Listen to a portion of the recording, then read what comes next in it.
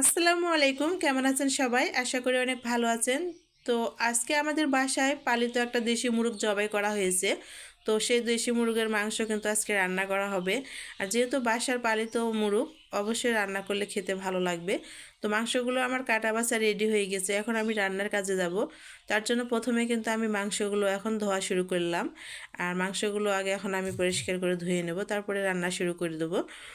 তারপরে যে মাংসগুলো ধুতেছি আমি, আর মাংসগুলো ধোয়ার পরে যে সব কিছু মশলা রেডি করছিলাম তো দিয়ে দিচ্ছি। তো দিয়ে দিলাম মাংসগুলো ঢেলে মশলার মধ্যে। আর এখন আমি দিয়ে দেবো মানে স্বাদ মতো লবণ দিয়ে দিচ্ছি। এরপরে দিয়ে দিচ্ছি হলুদের গুঁড়া।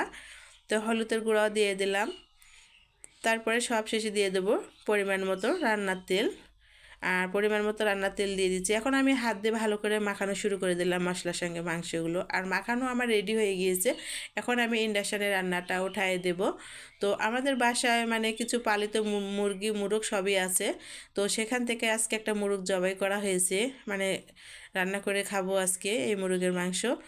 তারপরে যে আমার মাংসগুলো সিদ্ধ হয়ে গেছে, এখন শুধু কষাই নেব, তাহলে আমার রান্নাটা রেডি হয়ে যাবে। তো মাংসটা আমার কষানো শুরু করেছে। মাংসটা কষাবো যত ততটাই কিন্তু খেতে অনেকটা বেশি রান্না ভালো হবে।